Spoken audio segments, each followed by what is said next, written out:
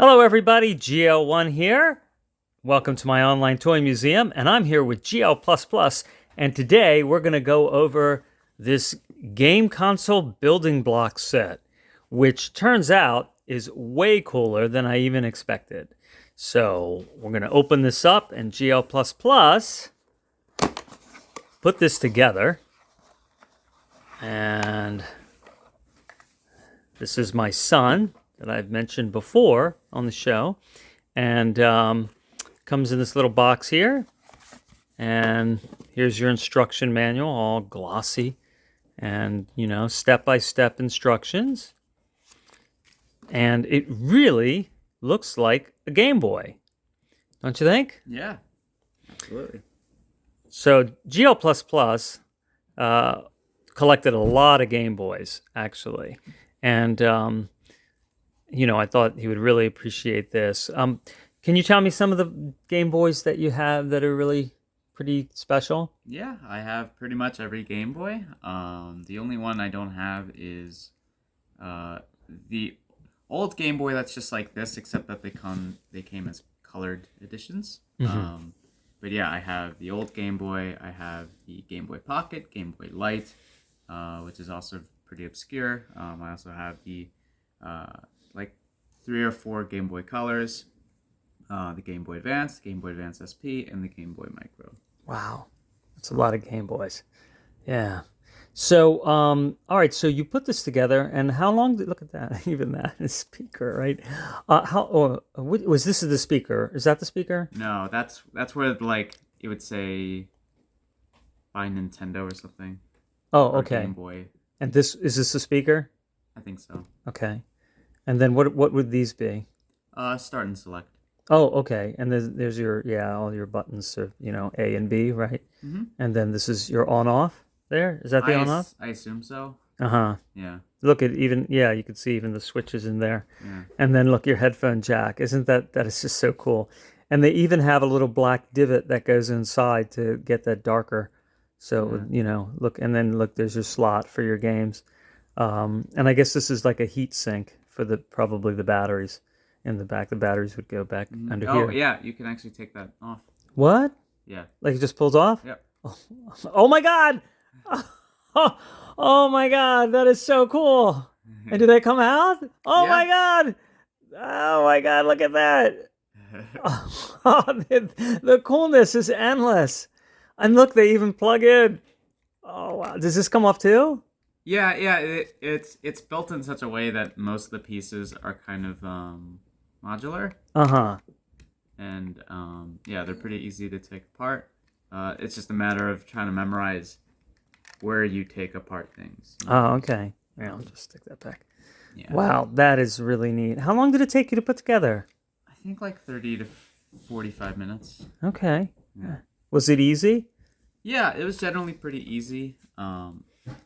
Looking through the instruction booklet, it was pretty much a easy guide to follow. One of the funniest things I thought was between steps 21 and 22. Mm-hmm. Didn't make any sense at all. So you can see here, you have a 3-piece right here. Right, right. Then it tells you to put these 2 on top. But where's this one sticking? It's sticking nowhere. Right. So it's like telling me to hold it in the air, and then step 23 then makes sense. Oh, right. I should have just put that in one step. Yes. Yeah, I'm building some of these micro castles and stuff. Like, for example, here's one I'm currently starting to build, this thing here, world famous architecture. And it has things that it's definitely not Lego or Mega Bloks.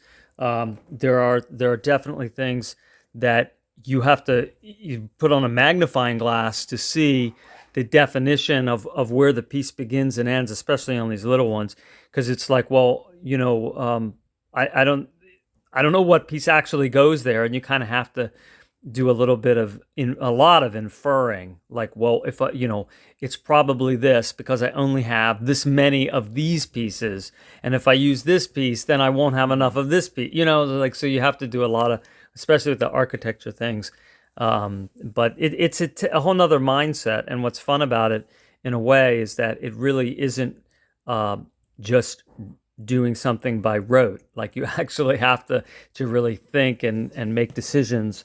And they're so precise on the pieces in terms of how many you get that you can't just think, oh, well, there probably is another one. There probably is not another one. That's the problem. So, yeah, I get it. So on this, are there any things? I mean, I could see here that it's a little like.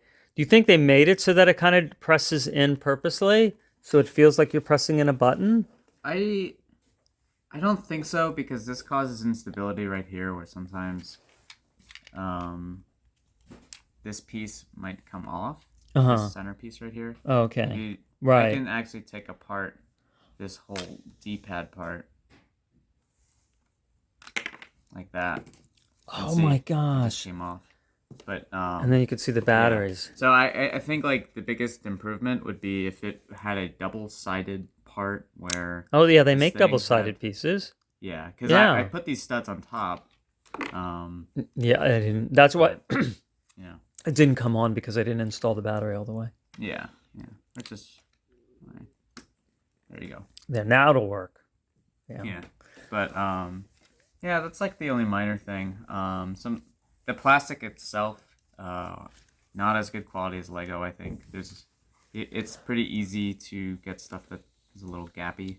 Yeah. Right. Um, but it overall, it's a really fun little thing to play with. Well, not that you can really play with it, but Right. it's very nice. And, Yeah. looks like it was made in. It seems to be a very local thing, like developed in Germany, Oh. um, manufactured in China, Mm-hmm. Yeah. and they have like basically Gmail Yeah, I see contact that. options. Yeah, you could contact them. That's Yeah, pretty maybe neat. you could give them a suggestion on they should put a double-sided piece there, you Yeah. know. Well, this is the bottom of that classical gardens from Suzhou, or I'm not sure how you say that, but these are the fit and finish is quite good for how small they are. And the one thing is, I will say, is they stick together so hard. You sometimes have to use a razor blade to get the pieces apart. This set came with a little piece to help take things apart. I built another set, small set. It didn't come with this tool. Would have been nice. Actually, I built a couple little sets, but depending on what's going on, sometimes this isn't even helpful, and you have to use a razor blade. So, if you're thinking of ever getting some of these little micro sets that come from China, they're not, Lego or anything like that. I strongly recommend them. I mean, as far as the cost, this is like under $10, and it's going to be pretty nice, and the fit and finish is definitely good, and it doesn't take up a lot of space. And I think with all these Lego sets, they're so cool, but they take up a lot of space. And I thought this was really, I know you love the DS, and now you have all of them except one, right? Hmm. So you even have this one. And all right, well, anything else you'd like to say about it? I'm really impressed with that. Yeah, no, it's cool. All right. Um, Only I had a game. Yeah, if only it came with one game, huh? Yeah. Yeah, that'd be cool. All right. Hey, well, thanks for sharing your time with us, and hope everybody out there enjoyed that. And I will be talking to you soon. Take care. Bye.